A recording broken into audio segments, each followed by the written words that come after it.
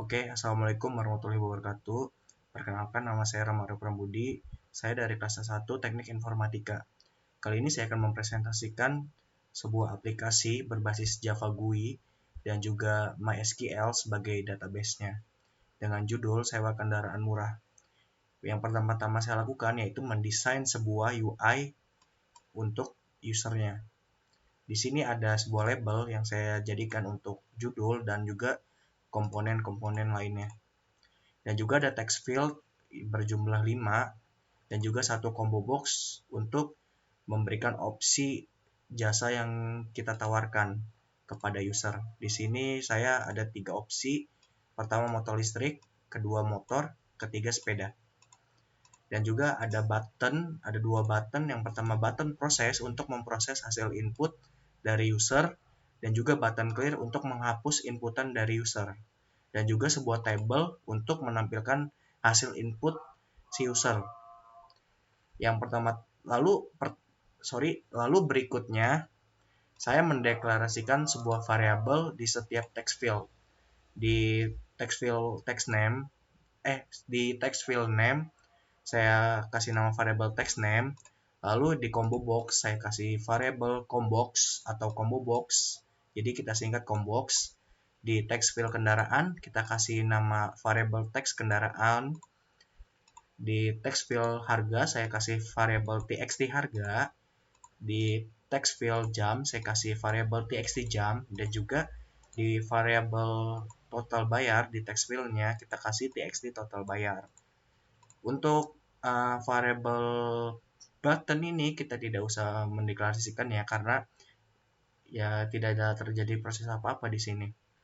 Tidak ada yang ingin diproses lah intinya. Berikutnya table, kita kasih nama variabel di table ini table underscore sewa.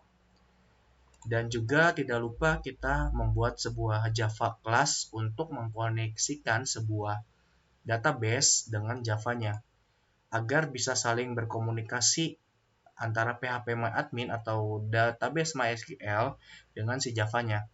Di sini kita ada kode sebuah library, tepatnya di atas ini, bawaan Java untuk mengkoneksikan si database-nya. Dan berikutnya, ini komponen atau library itulah agar bisa menjalankan program di bawah gitu. Dan di bawah ini ada kelasnya dengan judul koneksi. Ini variabelnya dan juga variabel buat si database MySQL. Terus ini ada, saya juga kurang paham apa. Ini juga kurang paham apa. Yang pasti ini untuk mengkoneksikan ke URL dan juga database-nya. URL localhost sama nama database-nya. Dan ini ada username dan juga password-nya kosong. Catch ini untuk menangkap error-nya. Oke. Pertama-tama setelah kita membuat file GUI-nya atau kita kelar desain GUI dan juga deklarasikan variabel-variabelnya dan juga udah kita tulis nih kode-kodenya dan juga database koneksi udah kita buat, kita langsung nyalakan saja XAMPP. Nah, di sini kita nyalakan Apache dan MySQL. Apache ini gunanya untuk server lokal.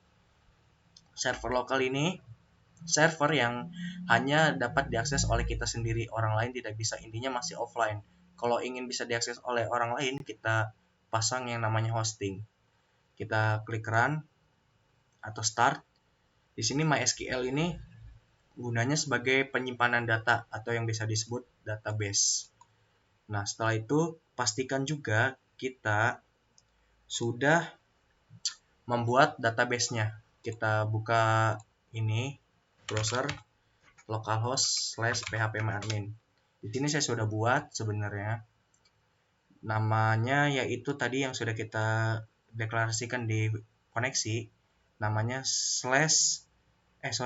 namanya tugas underscore 5 underscore pbo underscore i-nya 2. Dan juga sebuah table namanya sewa underscore kendaraan. Setelah kita buat database dan juga beberapa file lainnya seperti parkir murah dan koneksi dan juga sudah kita deklarasikan variabel, kita coba running saja. Oh ya lupa, dan ini ada satu progress bar untuk seperti loading gitulah, biar datanya ketika belum selesai ada sebuah aksi seperti loading gitu. Oke, setelah kita run, ini tidak muncul. Kenapa nih? Oh, sorry. Harusnya kita di sini klik kanan, run file.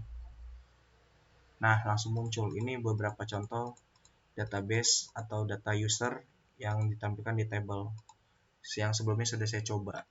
Oke, di sini kita diminta untuk menginputkan nama di text field-nya. Saya ketik namanya Rama. Terus yang berikutnya ada 3 opsi dari combo box, yaitu motor listrik dengan harga 150 dan juga motor harga 100, sepeda harga 50.000 per jam harga sewanya. Kenapa sih kendaraan ini dan harga ini bisa muncul langsung? Karena kita triggernya ada di ini, combo box. Kita klik kanan di text field-nya, di combo box-nya, klik event, action, lalu action perform. Nah, aksinya ada di sini. Jika si user klik bagian motor, maka keluarin namanya motor di bagian variabel kendaraan dan juga harga di variabel kendaraannya. Jadi nanti masuk ke ini text field harga sama kendaraan gitu intinya. Nah, berikutnya kita diminta untuk menginputkan jamnya. Sewa kendaraan ini mau berapa jam? Kita coba sewa 3 jam aja atau 5 jam lah. Setelah itu total bayar belum keluar karena kita belum melakukan sebuah proses. Karena di belakang ini ada proses namanya operasi matematika. Oke, langsung kita klik proses dan progress bar akan jalan. Dan ketika ini udah selesai, secara otomatis akan tersimpan ke database. Nah, dan memunculkan notif ini simpan berhasil, yang artinya data telah berhasil disimpan di database atau di tablenya. Ya, benar di database, di tablenya. Nah, ini contohnya 1, 2, 5 jam ya. Kita klik. Nah, secara otomatis langsung muncul kan, sama tuh. Oke. Dan juga langsung tertampilkan kepada tabelnya. Prosesnya bisa terjadi karena ada sebuah aksi di belakangnya. Ya, ini dengan menulis sintak atau bahasa SQL atau query, yang artinya tolong ketika si user menginputkan sesuatu di sini, tolong masukkan data hasil input itu ke table sewa kendaraan yang udah kita deklarasikan tadi. Ini ke table ini. Apa aja yang harus kita masukin? Yaitu nama, jenis kendaraan, harga, jam, dan total bayar. Values nilainya ya ini dengan jumlah tabelnya sebanyak 6 biji. Prepared statement itu gunanya untuk mencegah terjadinya serangan SQL injection. Tahu dari mana mencegah serangan SQL injection? Tadi saya baca sebenarnya.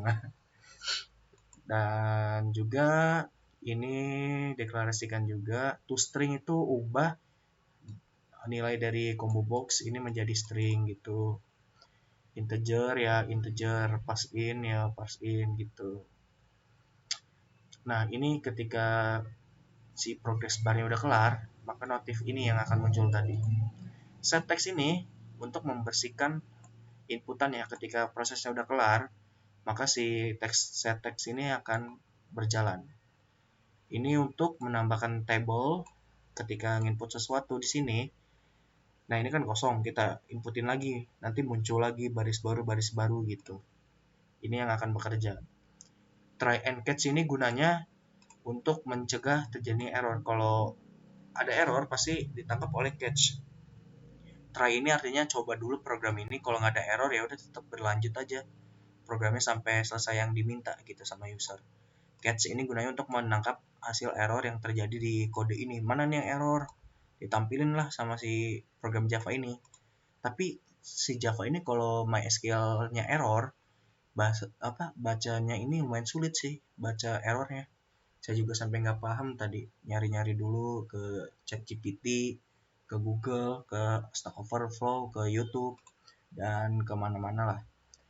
Timer progress ini gunanya untuk loading doang sih tadi, biar ada biar ada animasi dikit gitulah. selama datanya diinput ke database. Ini operasi matematika yang terjadi ketika si user nginputin total jam yang disewa dengan harganya. Ya, terus ini untuk button clear.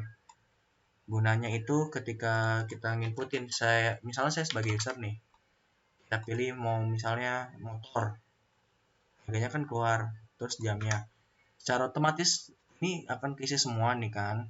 Bukan keisi juga sih, nggak keisi semua. Ya intinya udah ada inputannya. Misalnya saya, aduh gak mau kayak gini aturannya atau pilihannya. Saya mau ngapus daripada user lama-lama ngapusin satu-satu, lebih baik kita kasih button clear. Dan boom. Dan misalnya saya mau milih jenis kendaraan ini motor listrik gitu.